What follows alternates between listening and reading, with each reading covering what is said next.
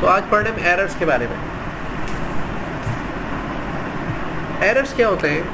Errors को हम ऐसे डिफाइन करते हैं, आर द मिस्टेक्स। एरर्स जो है मिस्टेक्स होती हैं जो हम अपना कोड करने में कर रहे होते हैं। वो मिस्टेक्स हमें प्रोग्राम बता रहा होता है, अब उसको समझेंगे ही तो हम उसका कोई सलूशन निकाल सकेंगे। When computer communicate us, it uses errors। ठीक है, जब कंप्यूटर हमसे कम्युनिकेट करता है तो वो एरर्स की सूरत में करता है। ठीक है, किसी भी प्रोग्रामिंग लैंग्वेज में 3 किस्म के एरर आते हैं। जैसे पहला एरर आता है उनका सिंटैक्स एरर। अब ये सिंटैक्स एरर क्या होता है? मतलब इसको हम यूँ कहते हैं ग्रामर एरर। ठीक है, ग्रामर एरर। अब ग्रामर क्या होती है? जैसे आप सबने पढ़ा है कि grammar rules and regulation of any language, कि सेंटेंस कैसे बनेगा, वर्ड्स कैसे बनेंगे।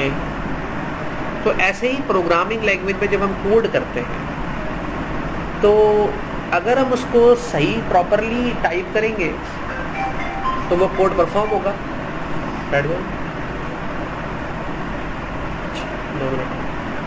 ठीक है, और अगर वो सही तरह हम टाइप नहीं करेंगे तो वो सही तरीके से परफॉर्म नहीं होगा। वो हमें क्या देगा? उस पर एरर देगा।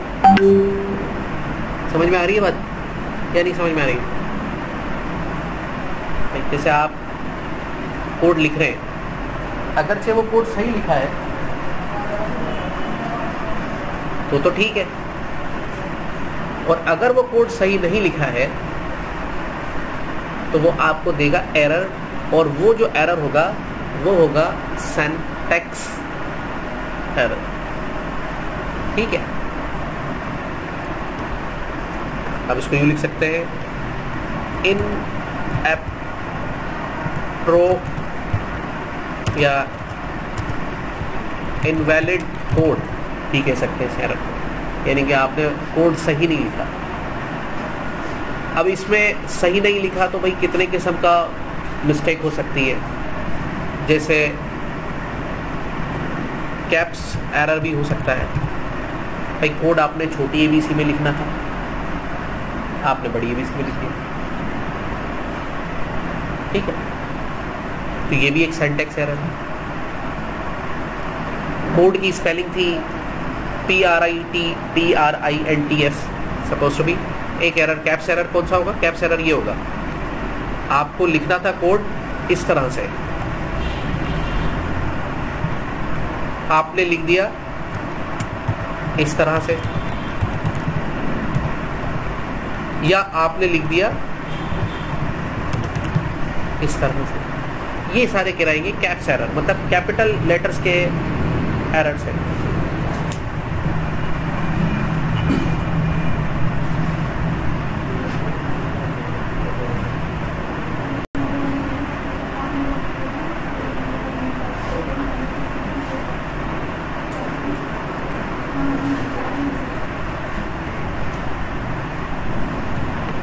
तो इस तरह के जो एरर होंगे वो आपके कहलाएंगे सिंटैक्स एरर। इस पे एक ये भी एरर हो सकता है, जैसे मैंने आपको स्पेलिंग एरर भी हो सकता है इसके अंदर, स्पेलिंग। अब स्पेलिंग में एरर क्या होगा? मिसाल के तौर पे सही स्पेलिंग थी ये प्रिंट एफ, अब आपने इसको लिखा कैसे?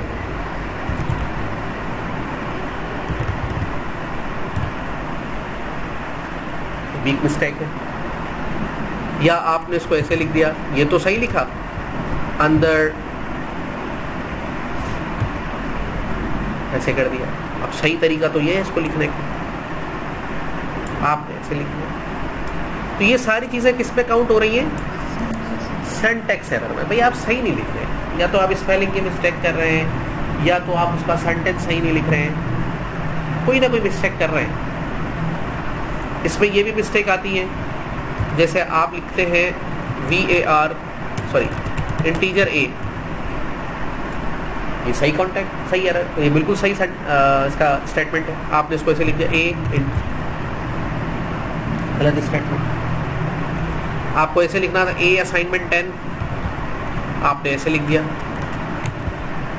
तो ये सारे इस तरह के एरर जिसमें आप स्पेलिंग मिस्टेक कर रहे हैं, सही नहीं लिख रहे हैं, सेमीकोलन नहीं लगा रहे हैं, ये सारे सिंटैक्स एरर में आते हैं और ये बड़ी वास्ट मेजॉरिटी में एरर्स हैं। ठीक है, अभी इसको परफॉर्म करेंगे। दूसरी टाइप जो है वो है लॉजिकल एरर्स। अच्छा, अब लॉजिकल एरर्स क्या होते हैं? मतलब आपने एक्शन प्लान जो है वो सही तरह इम्प्लीमेंट नहीं किया। मतलब फॉर एग्जांपल, इसकी मिसाल को हम यूँ लेते हैं कि हमने a की वैल्यू को सेट किया 10 पर और b की वैल्यू को सेट किया 20 पर और c की वैल्यू को कर दिया ब्लैंक, और बल्कि ऐसा करते c को 30 पे कर दिया और d को कर दिया हमने 0। अब फॉर एग्जांपल अगर मैं यहाँ लिखूँ b assignment a into b, तो आंसर क्या आएगा? 10 20 था 200, तो d की वैल्यू हो जाएगी 200। सही। अच्छा, अगर मैं आगे कर दूं प्लस c, अब आंसर क्या आएगा? भाई डीमास का रूल क्या कहता है? डीमास का रूल क्या कहता है? डिवाइड, मल्टीप्लिकेशन, फिर डिवाइड, मल्टीप्लिकेशन, एडिशन, सब्ट्रैक्शन। तो यहाँ पे पहले क्या होगा? डिवाइड होगा, मल्टीप्लाई होगा, पहले मल्टीप्लाई होगा फिर एडिशन होगा। पहले मल्टीप्लाई होगा। तो प्रोग्रामिंग लैंग्वेजेस भी मैथमेटिक्स में ये डीमास या बॉडमास, खैर इधर डीमास ही सही रहेगा, डीमास के रूल को फॉलो करेगा। तो आपका आंसर क्या आएगा? 10 20 था 200, 200 प्लस 30, तो आंसर क्या आएगा? 230। ये आपकी एक लॉजिक आपने बनाई, लेकिन आप ये चाह रहे हैं कि 230 आंसर नहीं आए, आंसर आए 220 इंटू 30, 600 प्लस 10, 610। आप डीमास के रूल को वायलेट करना चाह रहे हैं, बाईपास करना चाह रहे हैं। आप चाह रहे नहीं, पहले प्लस करें फिर मल्टीप्लाई करें। अब क्या करेंगे? तो अब इसकी कोई लॉजिक बनाएंगे ना। अगर आप ऐसे लिख देंगे तो वो तो वैसे ही फॉलो करेगा, या चलें आप इसको ऐसे लिख दें। अब क्या होगा? अब पहले b इंटू सी होगा एंड फिर जो है वो प्लस a होगा। तो जब हम लॉजिक बनाते हैं तो उस वक्त बाज़ औक़ात लॉजिक बनाते वक्त इन चीज़ों का ख्याल करना पड़ता है। अब मैं चाह रहा हूँ पहले एडिशन और फिर मल्टीप्लिकेशन, तो मैं उठा के इसकी लॉजिक को ऐसे करेक्ट कर दूंगा। आपने मैथमेटिक्स में भी ये सीखा है कि जिनको पहले प्रोसेस कराना है उनको किस में डाल दें? ब्रैकेट में डाल दें। पहले वो सोल्व होगा देन वो सेल। अब लॉजिकल आंसर दूसरा आएगा। अब क्या आंसर आएगा? चलिए कैलकुलेटर पे करके देखते हैं। b की वैल्यू क्या है? 20, c की वैल्यू क्या है? 10 प्लस हो गया 30 हो गया। 30 इंटू a की वैल्यू क्या है? 10, तो आंसर क्या आएगा? 300। और इसी ब्रैकेट को मैं यहाँ से रिमूव करता हूँ तो अब क्या हो जाएगा? 10 इंटू 20 प्लस 10।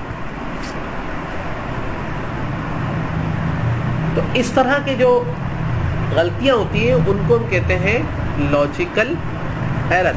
कोड सही लिखा है, कोड गलती भी नहीं बताएगा आपको, प्रोग्राम भी चलेगा, लेकिन चलने के दौरान में और जो रिजल्ट आएगा आपका वो आपका वो नहीं आएगा जो आप सोच रहे हैं। वो रिजल्ट वो आएगा जो प्रोग्राम रूल को फॉलो कर रहा है। ऐसे एरर्स को हम कहते हैं लॉजिकल एरर। लेकिन चले पहले आज हमारा मौक़िफ़ है सिंटैक्स एरर, तो मैं आपको अब आज वो सारे एरर करके बताऊंगा और उसका सलूशन बताऊंगा कि इस एरर का क्या मतलब है, इस एरर का क्या मतलब है, इस एरर का क्या मतलब है, ताकि आपको प्रोग्रामिंग कोड सही तरह समझ में आ जाए। तो यहाँ से हम चलते हैं और टर्बो सी के कंपाइलर को खोल लेते हैं। तो ये टर्बो सी का कंपाइलर हमने यहाँ से खोल लिया। फिर क्लिक किया,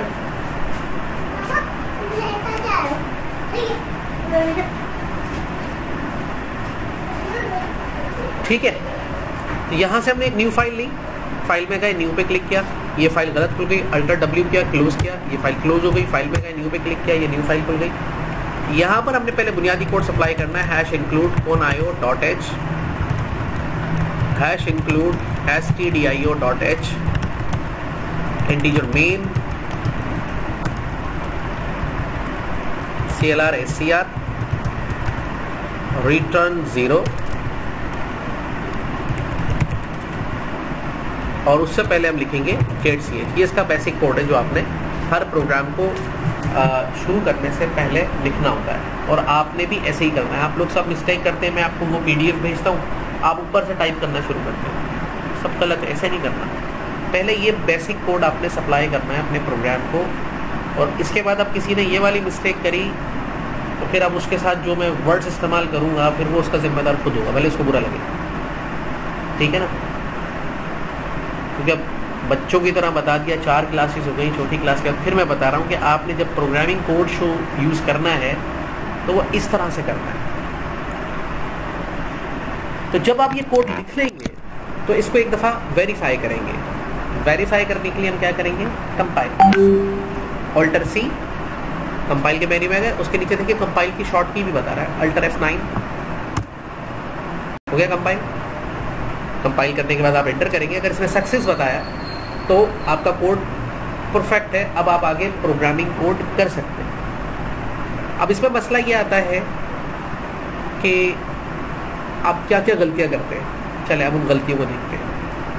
मिसाल के तौर पे अगर आपने इधर conio.h में मिस्टेक कर दी, इसकी स्पेलिंग में ये मैंने मिस्टेक कर दी, कुछ भी लिख सकते हैं आप। conio का मतलब है कंसोल इनपुट आउटपुट, ये फाइल का नाम है। अब ये गलती कर दी मैंने, अब आपने किया कोड कंपाइल, एरर पढ़ लें क्या लिखा रहा है, ये दिख रहा है, ये दिख रहा है एरर। अब कह रहा है प्रेस एनी की, ठीक है, आपने कहा ओके। कह रहा है unable to open include file conio.h। Hafeez बताएगा, हफीज इस सेंटेंस का क्या मतलब है, अनेबल टू ओपन इंक्लूड, हाँ ये कह रहा है कि जो तुमने फाइल इंक्लूड की है conio.h, देखो सिंगल कोट में उसने बताया भी, ये जो फाइल तुम ओपन कर रहे हो ये इसमें ना ही ओपन हो सकती है ना ही शामिल हो सकती है। शामिल अनेबल कह रहा है ना, अनेबल मतलब एबल माने होना, अनेबल माने नहीं होना, नहीं हो सकती, नहीं हो सकती, क्या नहीं हो सकती, इंक्लूड नहीं हो सकती ये फाइल।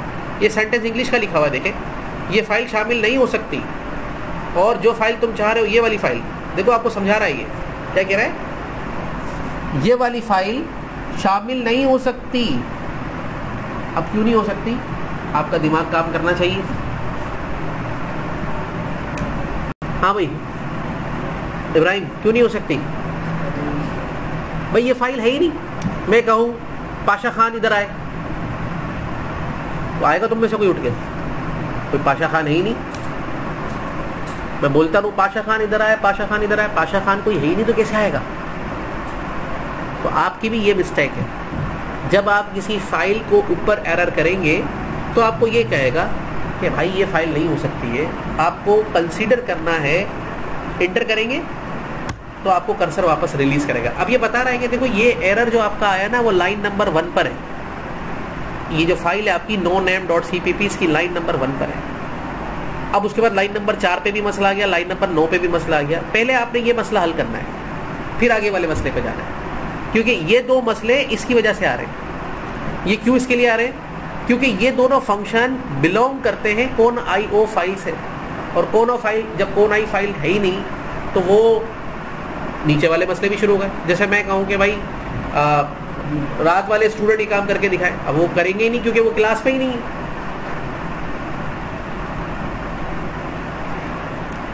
तो अब आपको सोच के पहले इसको सॉल्व करें, इस मसले को, भाई यार ये कोई ना कोई मिस्टेक है, ये मैंने सॉल्व किया, अब दोबारा से मैंने मसले को चलाया, सक्सेस हो गया।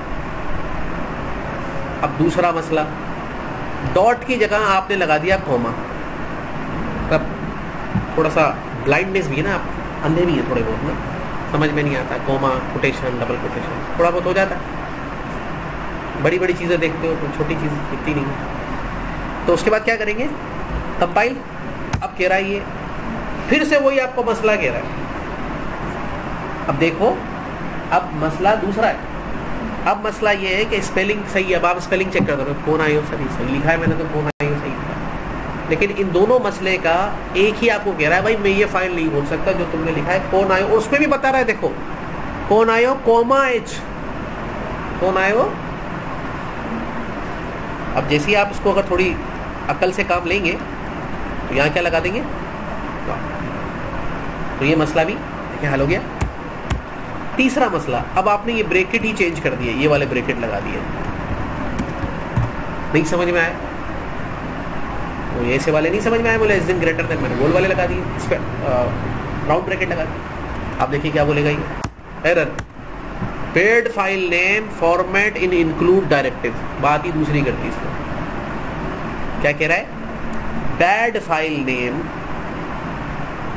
फॉर्मेट। इस बात को समझे, कह रहा है जो तुमने फाइल को ऐड कराया है, जो उसका लिखने का तरीका है, फॉर्मेट माने उसका स्ट्रक्चर, जो तुमने स्ट्रक्चर यूज किया है वो सही नहीं है। इन इंक्लूड डायरेक्टिव्स, इन इंक्लूड मतलब तुमने जो इंक्लूड की कमांड यूज की है और ये जो डायरेक्टिव्स लगाए हैं, ये डायरेक्टिव्स है, डायरेक्टिव हिदायत जो दी है, उसमें जो फाइल का लिखने का तरीका है वो बैड है, गलत है, सही नहीं है।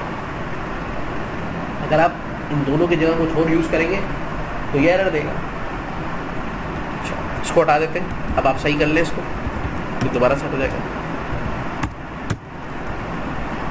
तीसरा मसला, आप इंक्लूड की स्पेलिंग की गलत कर दी। इंक्लूड को हमने लिख दिया कंक्लूड, सही है, conclude.h। हो सकता है ना, मैं इंक्लूड नहीं आ रहा दिमाग में, कंक्लूड आ गया। कंपाइल करेंगे, फिर एरर दे रहा है। अब कह रहा है unknown pre processor directive conclude. अरे भाई मैं नहीं जानता कौन सा ये तुमने लगा दिया प्री प्रोसेसर डायरेक्टिव। तो यहां पर आपको एक सिखाया भी इसने कि ये जो ऊपर आप लिख रहे हैं इनको हम कहते हैं प्री प्रोसेसर डायरेक्टिव्स।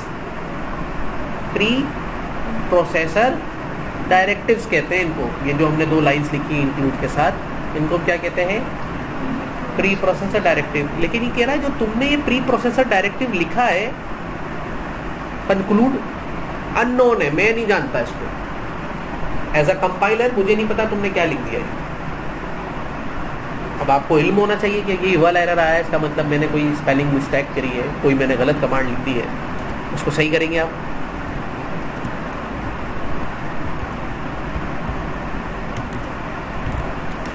जैसे आप इसको सही करेंगे तो ये हो जाएगा, ठीक है। अब हैश की जगह आपने कुछ कोड लगा दिया, डॉलर लगा दिया, मिसाल @ लगा दिया या डॉलर लगा दिया। अव्वल तो ऐसी मिस्टेक करनी नहीं है, लेकिन आपने लगा दिया और कंपाइल किया तो कह रहा है reference variable include must be initialised.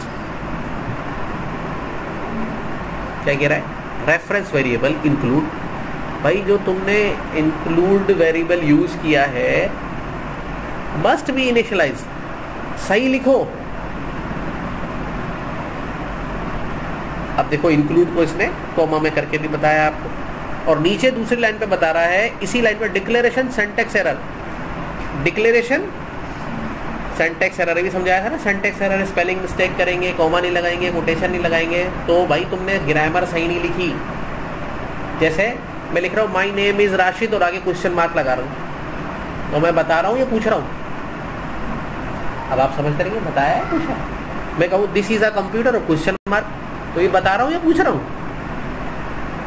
तो ये हो गया एक सिंटैक्स एरर। आपको इस पे समझ के देखना है कि भाई ये कुछ ऐसी गलती है जो यहाँ पर सेट होगी। तो ये मैक्सिमम एरर मैंने आपको बता दिए कि कैसे होता है। अच्छा, अब एक और, आपने बड़ी ABC में आई लिख दिया, अननोन प्री प्रोसेसर डायरेक्टिव जिसका आई बड़ा, अब इंक्लूड ही है लेकिन आई कैपिटल है, इसलिए भी उसको नहीं समझ में आ रहा, क्योंकि टर्बो सी में छोटी एबीसी और बड़ी एबीसी में फ़र्क है। जो चीज़ आप छोटी एबीसी में लिखेंगे, जो कमांड इसके अंदर बनाई गई है स्मॉल लेटर्स में, वो स्मॉल लेटर में ही परफॉर्म होगी, और जो कमांड बनाई गई है कैपिटल लेटर में, वो कैपिटल लेटर में परफॉर्म होगी। सही है? तो इसलिए ये भी आपकी मिस्टेक कंसीडर की जा सकती है। अब जैसे ही मैं सही करूँगा इसको, देखिए सेट हो गया। तो देखिए एक लाइन में कितनी गलतियां हो सकती हैं मैंने आपको करके बता दी। अच्छा, दूसरा आपसे बाजू का ये होता है, आप इंटर कर रहे होते हैं, ये नीचे चला गया, अब ये ऐसे नीचे चला गया जैसे आदमी फंस गया, जैसे गाड़ी पे किक मार रहा है और किक ही निकल जाए, अरे ये क्या हो गया, अब कैसे गाड़ी स्टार्ट होगी? ठीक है, अब ये तो निकल गया, गाड़ी कैसे स्टार्ट होगी? तो इसका कोई मसला नहीं है, गाड़ी की किक तो फिर मैकेनिक बनाएगा, इसको आप खुद बना लें। देखिए ये आपका कर्सर है, इसको यहाँ जाएं, अगर यहाँ से ऊपर लेके जाना है तो बैक स्पेस दबा दें, ऊपर आ गया। और अगर ऊपर जाके इसको ऊपर खींचना है तो कर्सर को ऊपर जाएं, यहाँ पे सेट करें और डिलीट का बटन दबाएं। ठीक है,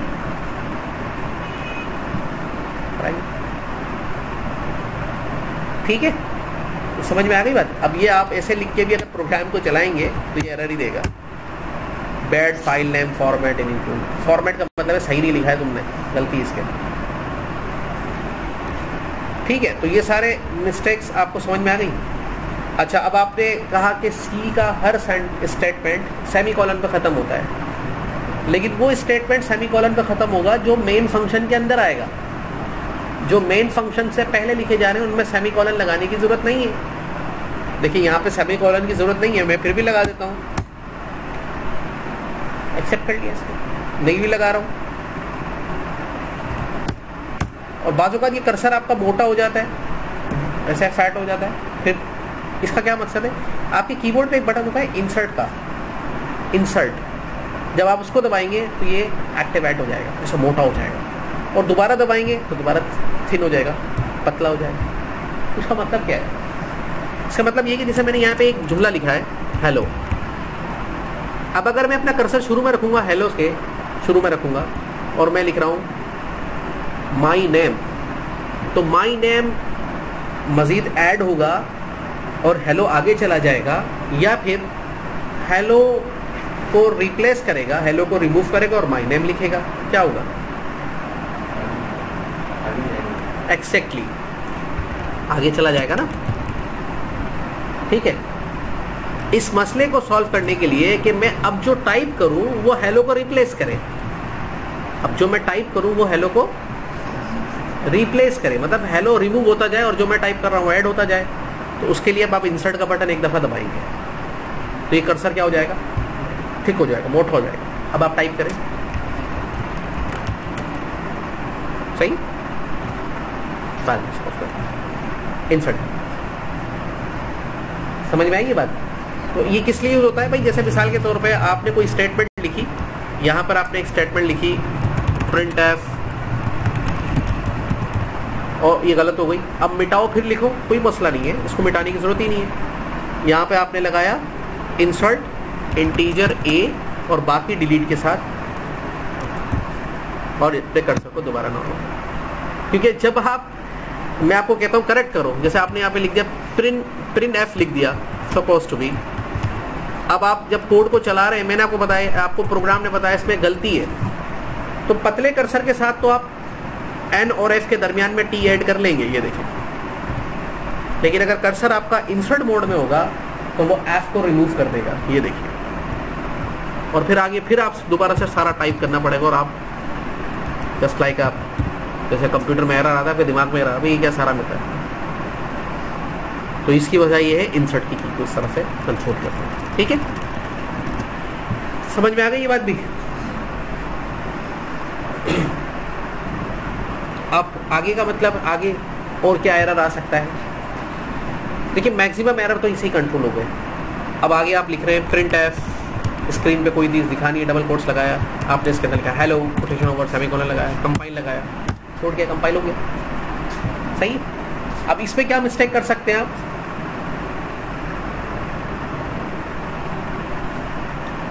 इसमें आप ये मिस्टेक कर सकते हैं, जैसे अभी प्रोग्राम को रन कैसे करेंगे, अल्टर के साथ आर दबाया, रन में रन किया तो रन में दिखा रहा है हेलो, ये मेरा प्रोग्राम का आउटपुट है।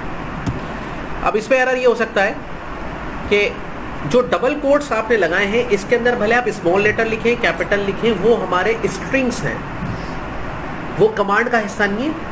वो कमांड से हम कह रहे हैं कि ये प्रिंट करो, कमांड इन डबल कोटेशन के बाहर वाली है। यहाँ पे आप लिखते हैं कैपिटल हेलो लिखो, कोई मसला नहीं है, कंपाइल करो कोड को, रन करो, सही है। हाँ, लेकिन अगर तुम इसके बाहर प्रिंट का पी बड़ा करोगे तो देखो क्या एरर देगा, ये तुम्हें नोट कर लो। बता रहा है फंक्शन प्रिंट एफ, मैंने बताया फंक्शन क्या होते हैं, टर्बो सी के जो प्रोग्रामिंग कोड हैं उनको हम क्या कहते हैं, फंक्शन। जैसे CLR SCR एक फंक्शन है, क्लियर करेगा स्क्रीन को, गेट CH एक फंक्शन है, स्क्रीन को प्रोग्राम को पास करेगा, रिटर्न 0 एक फंक्शन है, जो इसको मेन फंक्शन को वैल्यू रिटर्न करेगा, मेन एक फंक्शन है, ठीक है। उसमें आपने नहीं, अब इंटर दबाएंगे, देखिए आपको कह रहा है, और जब आपने P should have a prototype, मतलब मेरे पास इसकी कोई फाइल नहीं है जो तुम लिख रहे हो, मैं नहीं जानता कैपिटल P के साथ प्रिंट एफ क्या होता है। इसका आसान एरर नंबर लाइन नंबर 6 पे जो एरर आ रहा है, काउंट कर लो, लाइन नंबर 1 2 3 4 5 6, 2 3 4 5 6, लाइन नंबर 6 पे जो तुमने कैपिटल P के साथ प्रिंट लिखा, देखो सिंगल कोट में तुम्हें दिखा भी रहा है नीचे कि ये जो तुमने लिखा है मेरे नहीं जानता ये क्या है, कौन सी कमांड है, अगर है तो तुम इसको पहले डिफाइन करो। तो हमें समझना है कि भाई ये मसला यहाँ से हल हो जाएगा, सही है। अब इसमें प्रिंट का P कैपिटल क्या, प्रिंट F की स्पेलिंग, जब भी कोई इसमें मिस्टेक करोगे किसी फंक्शन में तो तुम्हें यही एरर देगा, ये मैं नहीं जानता ये क्या है। जब ये नहीं जानता तो आपको जानना है कि फिर ये क्यों ऐसा कह रहा है, आपको वो जान के लिख देना है, इसको सही करो। अच्छा, अब जब सेमीकोलन नहीं लगाओगे तो क्या एरर देगा, देखो ये देखो, मैं इसका सेमीकोलन हटा देता हूँ, अब क्या एरर देगा, स्टेटमेंट मिसिंग, और आगे दिखा भी रहा है एक स्टेटमेंट मिस है, सेमीकोलन नहीं आया। आप देख लो मेन फंक्शन के अंदर किस किस के आगे सेमीकोलन, हाँ है, इसके आगे भी है, इसके आगे भी है, इसके आगे है नहीं है, सही। अब मिसाल के तौर पे इस प्रिंट एफ के आगे मैंने एक और प्रिंट एफ लिख दिया, और यहां पे मैंने लिख दिया, अब मुझे बताएं क्या दोनों के आगे सेमीकोलन देने की जरूरत है या सिर्फ इस वाले प्रिंट एफ के आखिर पे सेमीकोलन देने की जरूरत है, सिर्फ इस पे देंगे, वेरी गुड, लास्ट पे देंगे, हाँ जी दोनों को देंगे, पहले वाले को आखिरी वाले को, लास्ट वाले को देंगे, हाँ भाई दोनों को देंगे, हाँ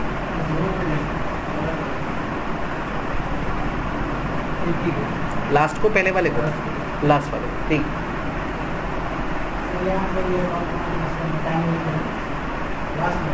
दोनों ये बोल दे आखिरी वाले को देंगे, तो जिन्होंने कहा दोनों को देंगे उनका आंसर सही है। देखिए 2 स्टेटमेंट आप एक लाइन पे लिख रहे हैं, 10 स्टेटमेंट एक लाइन में लिख रहे हैं, रूल ये कहता है मेन फंक्शन में जितनी स्टेटमेंट्स लिखी जाएंगी, जितने फंक्शन यूज किए जाएंगे, हर फंक्शन एंड ऑन सेमीकोलन, और इस सेमीकोलन को हम कहते हैं स्टेटमेंट टर्मिनेटर। तो हमारा कोड एरर नहीं देगा, हाँ आप जैसे आपकी बात रखते हैं कि एक पे से हटाते हैं और जैसे लगाएंगे स्टेटमेंट मिसिंग, तो अब आप सर्च करते रहेंगे यार इसके तो आखिर में मैंने दिया हुआ है ना, इसके आखिर में तो मैंने दिया हुआ, इसके आखिर में तो दिया, इसके आखिर में नहीं दिया आपने। ये इस तरह से सॉल्व करना है। सोर्स पे आप कोड हॉरिजॉन्टल लिखें या वर्टिकल लिखें, सबके आखिर में सेमीकोलन लाजमी देना है। हेलो आमिर, सही समझ में आ रही है बात। तो अभी लास्ट टाइम जो आपका प्रॉब्लम ये हो रहा था कि इसके साथ हम एक और कमांड यूज कर रहे थे, गो टू XY। तो गो टू XY कमांड में क्या था, कॉलम नंबर बता रहे थे और रो नंबर बता रहे थे। जैसे कॉलम नंबर 30, रो नंबर 2, तो आप उसके आगे यहाँ पे सेमीकोलन नहीं दे रहे थे, आप सोच रहे थे यार ये लिखा है ना आगे, बस ठीक है, ये अलग है, ये अलग है, तो दोनों के आगे सेमीकोलन देना है आपको, ठीक है। तो अब देखिए इसको भी हम लिख रहे हैं go to XY। Go to XY क्या कमांड काम करती है, हमारे कर्सर की पोजीशन को कितने कॉलम आगे लेके जाना है और कितनी रो ऊपर से नीचे लेकर आना है, ये डिफाइन करती है। तो ये देखें यहाँ से लेफ्ट हैंड से 30 कॉलम आगे और ऊपर से पहली वाली स्टेटमेंट को दूसरी लाइन पे और तीसरी वाली स्टेटमेंट को तीसरी लाइन पे। अगर मैं इसका रो नंबर यहाँ से 5 कर दूंगा तो ये 5वीं लाइन पे भी इसको आउटपुट करेगा। ठीक है, समझ में आ गई बात ये। अब गो टू एक्स वाई में भी अगर कोई मिस्टेक कर देते हैं, सपोज गो टू की जगह पे हम लिख देते हैं गॉट, तो क्या होगा, कोई एरर देगा। Function goto X Y should have a prototype. मैं नहीं जानता ये कमांड कौन सी है, तो आपने उसको सही कर देना। ठीक है, समझ में आ रही है बात ये। अच्छा, अब सेमी कॉलन की जगह अगर कॉलन लगा देंगे तो क्या एरर देगा, स्टेटमेंट मिसिंग। अब आप देखते रहेंगे सब में लगे हुए तो ये लगे, तो भाई गौर से देखो ये 2 कॉलन है, सेमी कॉलन नहीं है। सही है। इसी तरीके से अब यहाँ पर आपने सेमी कॉलन बाहर लगाने के बजाय यहाँ लगा दे तो क्या एरर देगा, फंक्शन कॉल मिसिंग। तुमने फंक्शन जो कॉल किया है प्रिंट एफ, ये गलत कॉल कर दिया है, मिस हो गया है, मुझे नहीं पता चल रहा तुम क्या कर रहे हो। तो भाई सेमी कॉलन कहाँ आएगा, इसके बाहर आएगा। आ रही है बात, समझ में नहीं आ रही है। इस तरीके से एरर्स को आप कंट्रोल कर सकते हैं by your self. Self correction करें इसको, और जो सेल्फ करेक्शन करेगा, एरर को सही करेगा, वही अच्छा प्रोग्रामर बनेगा, क्योंकि यही तो हमें सिखाएगा कि सही क्या है और गलत क्या है। ठीक है, अब हम करते हैं अपनी फाइल को सेव और इसका एक नाम रखते हैं राइट साइड पे, suppose to be Jasmine errors के नाम से। सेव हो गई फाइल और क्लोज करते हैं। यहाँ से विंडोज़ के मेन्यू में जाके दोबारा ओपन करना है, तो फाइल में गया ओपन, यहाँ हमने लिखा जैस्मिन जैस एम एरर, दोबारा बंद करनी है, अल्टर W, क्लोज, अल्टर 5,